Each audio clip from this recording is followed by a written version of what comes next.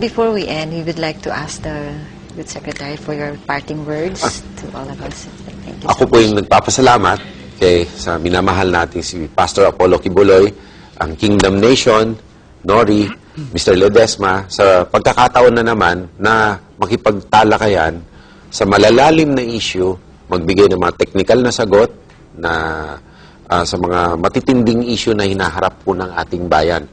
I mean, Pastor, it has been very, very informative, no? I mean, I was able to expound my views on very, very specific subjects, no?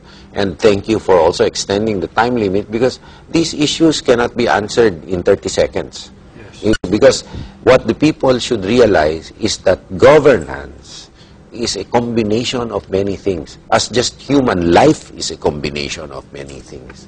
You cannot really canalize certain things with a yes or a no. There are so many assumptions that you must make. Marami pong hindi sigurado na mapangyayari. Kaya ang decision making po ay napakahirap. At dapat ipalalahanan ang ating mga kababayan na nanonood po, no? Na dito sa mga forum na ito, baka may impression po na lumabas na lahat ng solusyon ay nasa isang Pangulo. Unang-unang gagawin na isang Pangulo pag humarap po sa suliranin ay kumonsulta. Kumonsulta sa kanyang kabinete, kumonsulta sa mga pinagkakatiwalaan niyang mga advisors. Dahil po, hindi monopoly ng isang tao ang kaalaman eh. At oras na isang leader ay nakala na alam na niya lahat, yan ang umpisa ng kanyang pagkakasira. No? Lalong-lalo na po, ang konsultasyon ay pinaka-importante sa mga talakayan na katulad na to. Kailangan ho pinupulsohan natin ang pulso ng ating mga kababayan.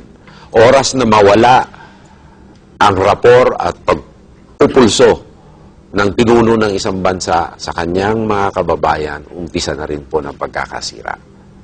Sa huli po, Pastor, ako po yung nagpapasalamat once again for the blessing God has given us to be with you the whole day today.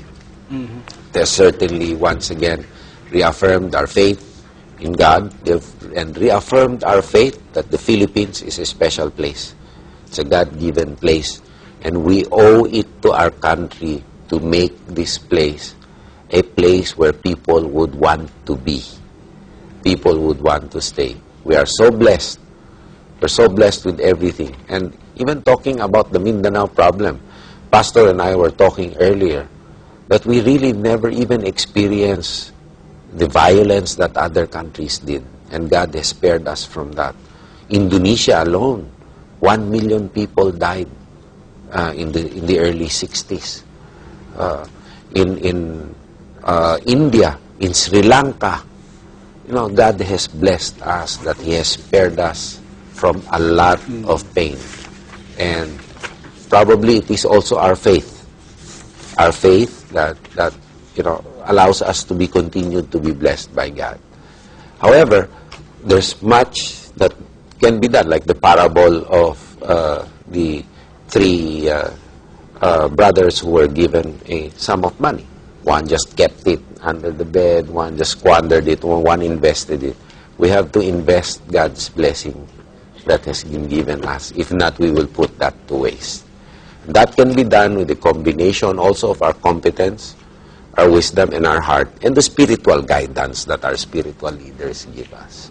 So thank you once again for rekindling in us the spiritual element of governance, the spiritual element